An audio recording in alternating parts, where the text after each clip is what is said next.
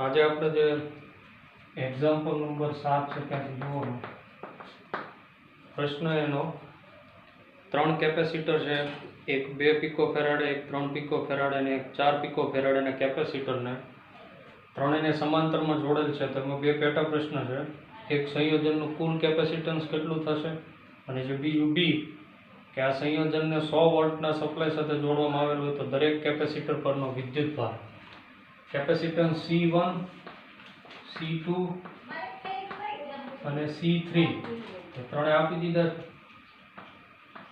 3 pico Faraday અને 4 pico Faraday.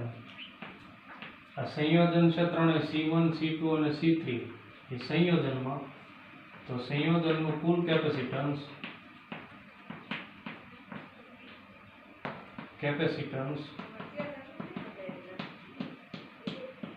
C dash is equal to C1 plus C2 plus C3.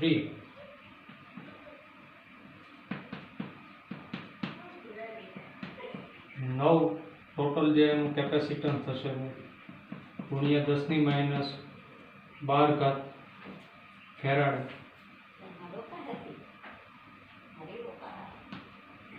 હવે બીજું જે પેટા પ્રશ્ન બી આપેલો છે, સંયોજનને 100 વોલ્ટના સપ્લાય સાથે જોડી દીધો. તો બી જે છે તે 100 વોલ્ટના સપ્લાય સાથે જોડી દીધો.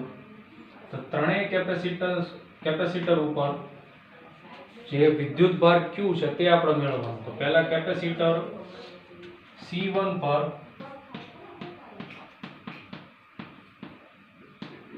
પરનો જે વિદ્યુતભાર છે તેને આપણે કહી દઈએ Q1 is equal to C1V. C1 આપણને આપી દીધું છે ગુણ્યા 100, 2 ગુણ્યા 10⁻12 ગુણ્યા 100, 2 ગુણ્યા 10⁻10 ફેરાડ. આ થઈ ગયું Q1 C1 પરનો વિદ્યુતભાર. હવે C2 પરનો વિદ્યુતભાર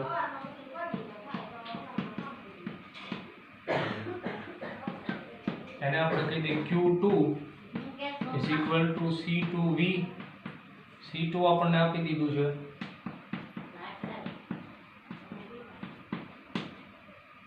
એ થશે 3 ગુણ્યા 10⁻10 ફેરાડ. આ Q2. હવે C3 જે કેપેસિટર છે એના પરનો વિદ્યુતભાર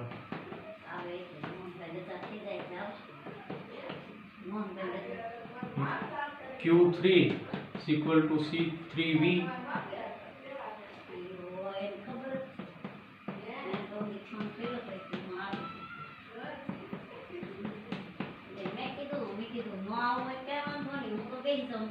આ Q3 એ C3 કેપેસિટર છે તેના પરનો વિદ્યુત. તો એક્ઝામ્પલ નંબર 7 એમાં જે એક સૂત્ર છે તે વિદ્યુતભારનું Q is equal to CV વાળું. હવે બીજું એક્ઝામ્પલ નંબર 8.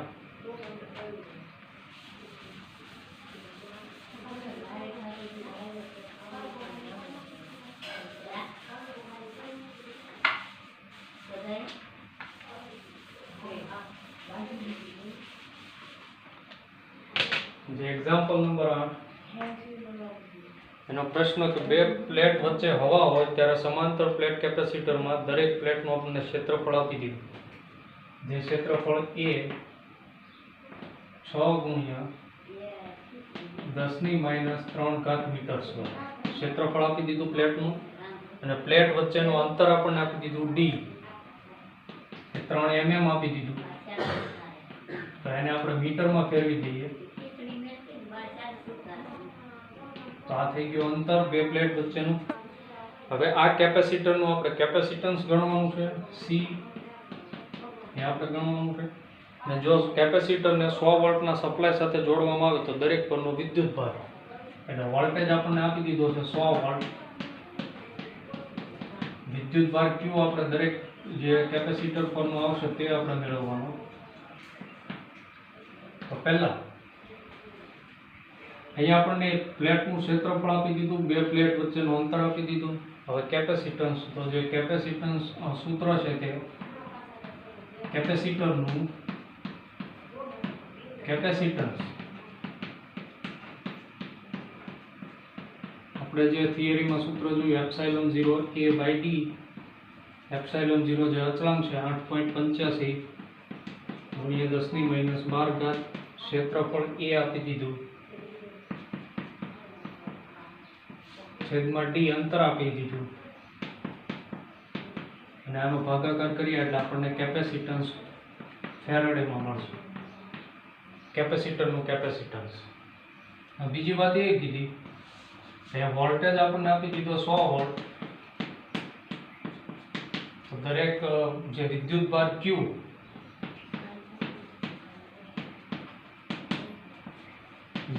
= CV, અહીંયા આપણને જે કેપેસિટન્સ નું કેપેસિટર અહીંયા 3 ગુણ્યા 2 એટલે 6, 8.85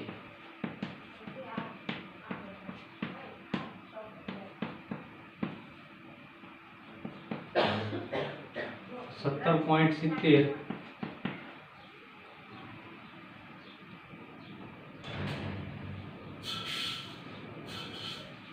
ગુણ્યા 10⁻15 એ જે કેપેસિટન્સ આવ્યું તે અહીંયા મૂકી દઈએ, 17.70 ગુણ્યા 10⁻15. વોલ્ટેજ આપણને આપી દીધો 100 વોલ્ટ, 10⁻13 12 માં લઈ લે તો 1 ફેરાડ કુલમ. તો આ થઈ ગયો વિદ્યુતભાર કે જ્યારે કેપેસિટરને 100 વોલ્ટના સપ્લાય સાથે જોડવામાં આવે ત્યારે તેનો વિદ્યુતભાર Q = CV મુજબ કેપેસિટરનું કેપેસિટન્સ C = ε0A/d, જે આ બેના સૂત્ર છે 8મું ઉદાહરણ એક્ઝામ્પલ. હવે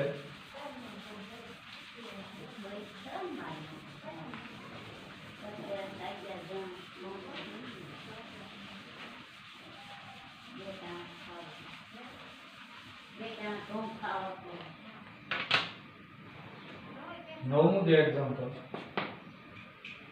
મેં એવું કીધું કે જે સ્વાધ્યાય એટલે કે 2.8 નો જે દાખલો હતો, કેપેસિટરમાં 3 mm જાડાઈની અબરખની પ્લેટ મૂકી દેવાની, ડાઇલેક્ટ્રિક અચળાંક 6 ધરાવે. 3 mm જાડાઈની પ્લેટ, એ કેપેસિટરની બે પ્લેટ વચ્ચે મૂકવામાં આવે તો વોલ્ટેજ સપ્લાય જોડેલો હોય ત્યારે, જેમાં પેટા પ્રશ્ન આપ્યો છે તે A અને B, કે વોલ્ટેજ સપ્લાયનું જોડાણ દૂર કર્યા બાદ દાખલ કરવામાં આવે તો દરેક કિસ્સામાં જે એનું કેપેસિટન્સ છે તે આપણે મેળવવાનું. તો આગળના જે ઉદાહરણ એક્ઝામ્પલના છે એ જ ડેટા રહેશે. ક્ષેત્રફળ એ આપી દીધું છે, વોલ્ટેજ આપણને 100 વોલ્ટ આપ્યો છે. તો જ્યારે પહેલો પેટા પ્રશ્ન વોલ્ટેજ સપ્લાય જોડેલો હોય ત્યારે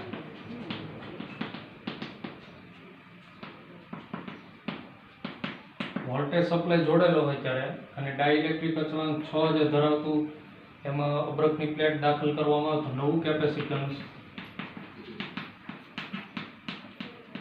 C ડેશ KC0, K જે છે તે ડાઇલેક્ટ્રિક અચળાંક 6 આપી દીધો, C0 એટલે આગળના જે આપણને પ્રશ્નમાં જે કેપેસિટન્સ મળ્યું તે C0 17.77, આગળનું કેપેસિટન્સ એ ગુણાકાર કરો એટલે નવું કેપેસિટન્સ C ડેશ એ ફેરાડેમાં આવશે. આ નવું કેપેસિટન્સ. હવે જ્યારે 100 વોલ્ટનો સપ્લાય જોડેલો હોય ત્યારે વિદ્યુતભાર, જ્યારે 100 વોલ્ટનો સપ્લાય જોડેલો હોય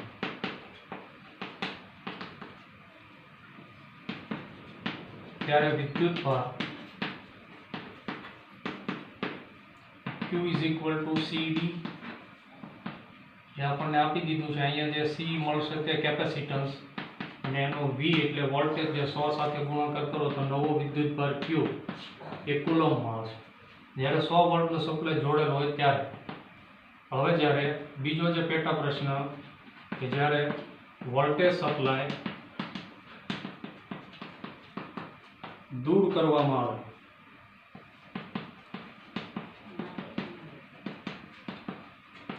ત્યારે જે કેપેસિટન્સ આવશે એ જે કેપેસિટન્સ આગળના જે દાખલામાં જોયું કે જ્યારે સપ્લાય દૂર કરવામાં આવે ત્યારે કેપેસિટન્સ જેટલું હવાવાળું માધ્યમ હશે એટલું જ કેપેસિટન્સ રહેશે. એટલે ત્યારે જે કેપેસિટન્સ હવાનું માધ્યમ હોય તેટલું કેપેસિટન્સ રહેશે.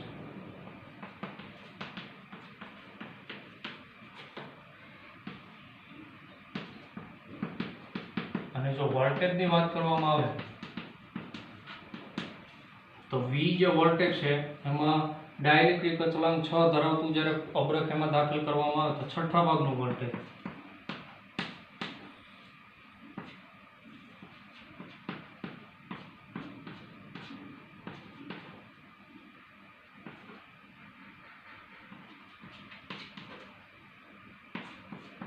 તો એ જવાબ આવશે 16.66 વોલ્ટ. આ જે જવાબ આવશે કે જે એ વોલ્ટેજ ડાઇલેક્ટ્રિક અચળાંક દાખલ કરેલો હશે ત્યારનો વોલ્ટેજ. આ જે એક્ઝામ્પલમાં આપણે મેળવ્યું કે કેપેસિટન્સ 6 ડાઇલેક્ટ્રિક અચળાંક ધરાવતું જ્યારે દાખલ કરવામાં આવે ત્યારે નવું કેપેસિટન્સ, જ્યારે 100 વોલ્ટનો સપ્લાય જોડેલો હોય ત્યારે જે વિદ્યુત ભાર મળે તે, અને સપ્લાય દૂર કરેલો હોય ત્યારે જે કેપેસિટન્સ આવે જ્યારે સપ્લાય દૂર કરી દેવામાં આવે ત્યારે હવામાં જેટલું કેપેસિટન્સ હોય તેટલું જ રહેવાનું.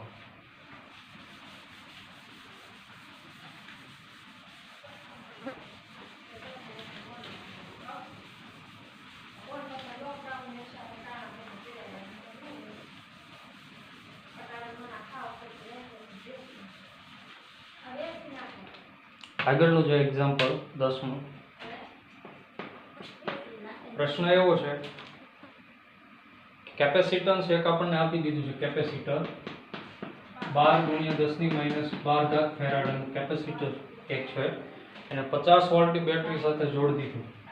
તો વોલ્ટેજ V આપણને આપી દીધો 50 વોલ્ટ. તો કેપેસિટરમાં કેટલી સ્થિત વિદ્યુત ઉર્જા સંગ્રહ પામશે તે આપણે મેળવવાની U. તો આપણને કેપેસિટરનું કેપેસિટન્સ આપી દીધું, વોલ્ટેજ આપી દીધો. તો સંગ્રહ પામતી ઉર્જા તેનું આપણે સૂત્ર આવી ગયું છે થિયરીમાં 1/2 CV². 1/2 કેપેસિટરનું કેપેસિટન્સ આપી દીધું છે 12 × 10⁻12. વોલ્ટેજ આપણને આપી દીધો છે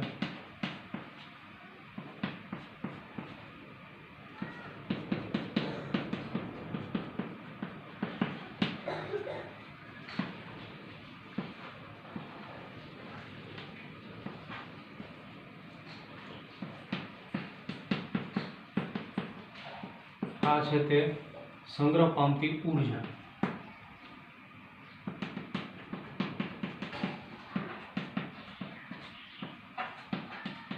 આ કેપેસિટરમાં જે સંગ્રહ પામતી ઉર્જા છે તે આમાં જે એક ઉદાહરણ છે, એક જે સૂત્ર યાદ રાખવા જેવું છે તે સંગ્રહ પામતી ઉર્જા = 1/2 CV². એ આપણે થિયરીમાં આવી ગઈ છે.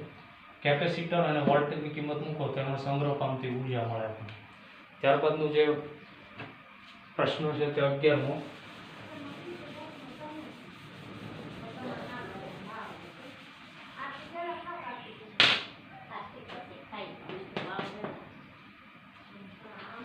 એક 600 પિકોફેરાડનું કેપેસિટર 200 વોલ્ટના સપ્લાય વડે વિદ્યુત ભારિત કરવામાં આવે છે. પહેલું એક કેપેસિટર આપી દીધું છે આપણને C1 600 પિકોફેરાડ.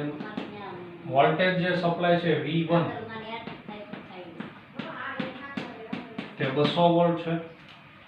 એની સાથે જોડવામાં આવે પછી તેનું સપ્લાય સાથેનું જોડાણ દૂર કરવામાં આવે. એટલે જોડાણ આપણે સપ્લાય સાથેનું દૂર કરી દઈએ, પહેલા 200 વોલ્ટનું સપ્લાય દૂર કરી દઈએ તો હવે જે વોલ્ટેજ આવશે V2 એ 0 વોલ્ટ આવશે.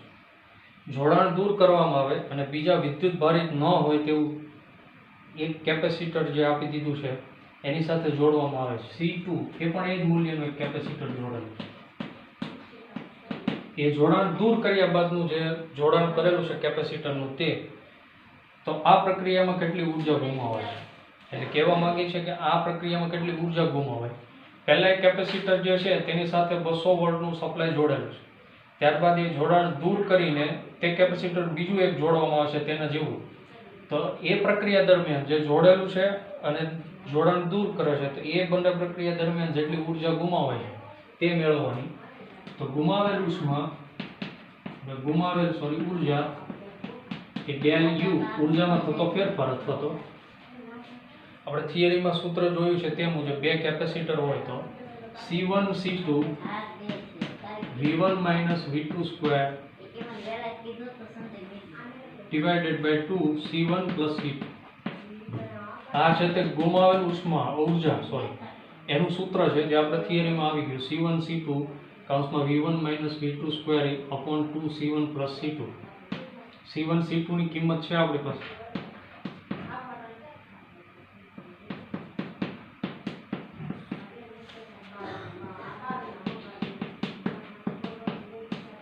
V1 minus V2 square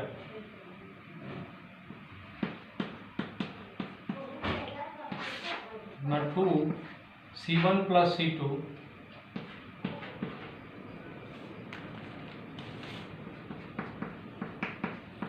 plus 600 ગુણ્યા 10 ની માઇનસ 12. બધી કિંમતો આપણે સૂત્રમાં રાખીએ એનું સાદુરૂપ આપીએ તો આપણને ગુમાવેલ ઉર્જા અથવા તો જે ફેરફાર પડે છે તે ડેલ યુમાં જૂલમાં. આનું આપણે બધું સાદુરૂપ આપીએ તો ફરીથી આજે એક્ઝામ્પલમાં આપ્યું છે બે કેપેસિટર આપી. એક કેપેસિટર પહેલાં આપેલું છે એને પહેલાં 200 વોલ્ટના સપ્લાય સાથે જોડેલું છે. ત્યારબાદ એ સપ્લાય થોડા સમય માટે દૂર કરીને બીજું એક કેપેસિટર તેના જેવું જોડેલું છે. તો એ પ્રક્રિયા દરમિયાન જોડેલું અને દૂર કર્યું એ દરમિયાન જે ગુમાવાતી જે ઉર્જા છે તે ડેલ યુ મેળવવા તેમાં એક આ સૂત્ર યાદ રાખવાનું છે જે થિયરીમાં આવી ગયું C1 C2 કૌંસમાં V1 minus V2 square divided by 2 C1 plus C2. અને આમાં જે કિંમત રાખીએ તો આપણને જે ગુમાવેલ ઉર્જા છે તે આપણને મળે. તો આ જે હતા સ્વાધ્યાયના એક્ઝામ્પલ જે બીજા ચેપ્ટરના જે અહીંયા પૂરા થઈ ગયા.